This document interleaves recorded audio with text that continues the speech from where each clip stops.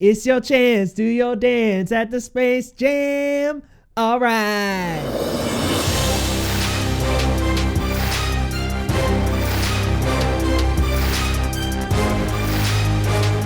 Y'all, Space Jam: A New Legacy was a jam, guys, and I am so excited to talk about it today. Welcome to Geekly Goods. My name is Leo Rydell, and I am here today to review Space Jam: A New Legacy. And before we dive into this review, consider hitting that subscribe button for your boy, and let's talk about this new movie, guys. So what is Space Jam: A New Legacy about? A rogue artificial intelligence kidnaps the son of famed basketball player Lebron James, who then has to work with Bugs Bunny and the Looney Tunes to win a basketball game and get his son back.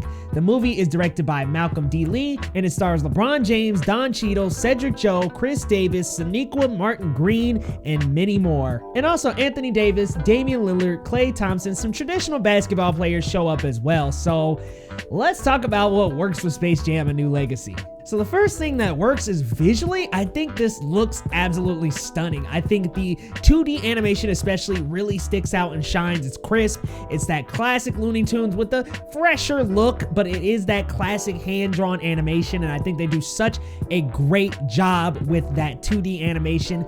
The 3D can get a little awkward looking at times, but I'll talk about that a little bit later in my things that don't quite work. But the 2D animation just is stunning, and they do travel to different worlds. That's all I'm gonna say. Don't want to spoil and say which worlds, but they do travel to other Warner Brothers worlds, so it's cool to see other worlds and see the graphics of those worlds and see references of those worlds as well. That's another thing that works in this movie. There are so many cool Warner Bros references, and I loved just about all of them.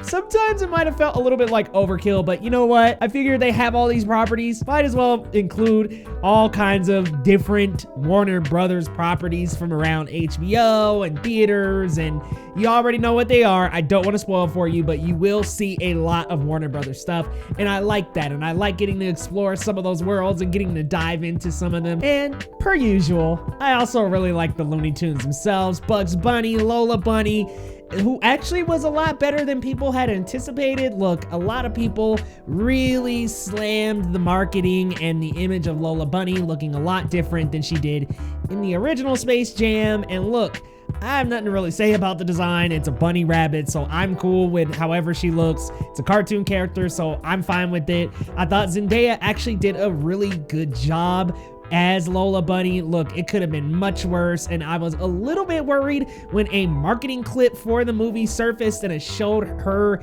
as a very eccentric character with Zendaya's voice, but they played this really well, and it works for the movie, and the character worked for her voice a lot better than I had expected, like a lot better. So I'm really happy that that ended up working out, and I really enjoyed Don Cheadle as a villain. I thought he really worked out. Look, he is loony, he is over the top, and that is the perfect villain for a Looney Tunes movie. But let's get into what maybe doesn't quite work. So unfortunately, the biggest thing that doesn't work, y'all, it's LeBron James. And look, let's be real here. LeBron James is a basketball player. He's a basketball star, and there's nothing in this movie that tells me he's a great actor. Oh man, let me tell you guys, that acting was really bad. The line delivery was horrible. The emotional delivery was horrible. Sorry, Bron, you are just not an actor, but you're a legendary basketball star, social media star, even coach. Some of the scenes where he was coaching in the movie, he was great. But honestly, as an actor, doesn't quite deliver. But he did deliver a lot better than Michael Jordan, which, let's be real, Michael Jordan's expressions were expressionless. My man was stiff as heck in that movie delivering them lines. So I will say he was a one-up from Jordan a little bit. But that's probably the biggest thing that doesn't work. Also, the first act felt like I could have did without it. There's a couple of story threads that happen in the first act that just seemed unnecessary for the rest of the movie. Honestly, I like when LeBron James is ejected into the Toon World, and past that is for me how the movie really should have been, all it should have been. I think that first act just kind of dances into an intro that doesn't feel quite necessary, so it didn't really work for me in that first act. And then there were just a couple moments in the movie that were really stale, a little unnecessary. And I gotta say, the 3D look of the Looney Tunes, not quite good. And there were a couple of weird Looney Tune like things that happen in the movie. And I just want to preface by saying that a clip has already been released of a specific moment in the movie that I just thought was super whack and just didn't need to happen. You can go look up some clips yourself and guess what I'm thinking, but I will say that it is not the Matrix clip. So